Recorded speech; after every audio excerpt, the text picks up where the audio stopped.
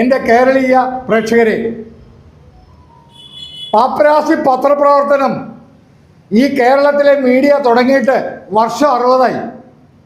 PT ചാക്കോയുടെ പെണ്ണുപിടുത്തമെന്നും പറഞ്ഞുകൊണ്ട് പത്മജാ മേനോൻ്റെ പേരിൽ അന്ന് തുടങ്ങിയ ഈ ഞരമ്പ് രോഗം ഇന്ന് മാവും കൂട്ടത്തിലോ പ്ലാവും കൂട്ടത്തിലോ വന്ന് നിൽക്കുകയാണ്.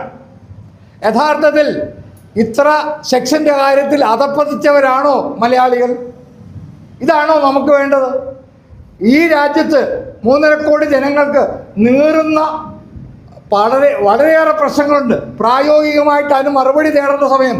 ഇപ്പം SIR എന്നും പറഞ്ഞുകൊണ്ട് വോട്ട് ലിസ്റ്റിൽ ഇവിടെ ജനിച്ചു വളർന്നവർക്ക് വോട്ടില്ലാണ്ടായിട്ടുണ്ട്. അതുപോലെ തന്നെ പഞ്ചായത്ത് ഇലക്ഷൻ വരികയാണ്. ഓർഗനൈസ്ഡ് ക്രിമിനൽസ് നമ്മുടെ വോട്ട് തട്ടിയെടുക്കാൻ വരുന്നു.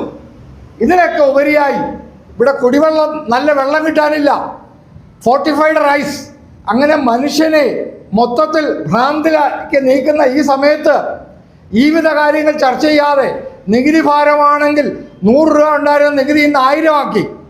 എന്നിട്ട് സർവരെയും വഞ്ചിക്കുന്ന തൊഴിലാളി പ്രസ്ഥാനം, അതാണ് നിങ്ങൾ മനസ്സിലാക്കേണ്ടത്. ഒരു തൊഴിലാളിക്ക് പോലും ജോലി കൊടുത്തിട്ടില്ലാത്ത കാർൽ മാക്സ്, അദ്ദേഹത്തിൻ്റെ പ്രസ്ഥാനം എങ്ങനെ ഇരിക്കുമെന്ന് നിങ്ങൾക്ക് അറിയാമല്ലോ. പാവപ്പെട്ട കുറേ സ്ത്രീകളെ ഹരിതകർമ്മസേന എന്നും പറഞ്ഞുകൊണ്ട് റോഡിൽ ഇറക്കി വിട്ടിട്ട് അവരെ കൊണ്ട് ഗുണ്ടാപ്പിരിവ് നടത്തുകയാണ്. എന്നിട്ട് അതിൻ്റെ ഉച്ഛിഷ്ടം പോലും വാങ്ങിയെടുക്കുന്ന ഒരു സർക്കാർ ഉപജീവനത്തിന് മാർഗമില്ലാത്തവരിൽ നിന്നും ചൂഷണം ചെയ്യുന്നു. 7000 രൂപയാണ് ഒരു പഞ്ചായത്ത് മെമ്പർക്ക് കൊടുക്കുന്നത്. ഇന്നൊരു പഞ്ചായത്ത് മെമ്പർ ആവണമെങ്കിൽ 25 ലക്ഷം രൂപ ഇൻവെസ്റ്റ് ചെയ്യണം. അപ്പോൾ ഇതൊരു കൃഷിയാണോ, വ്യാപാരമാണോ, വ്യവസായമാണോ?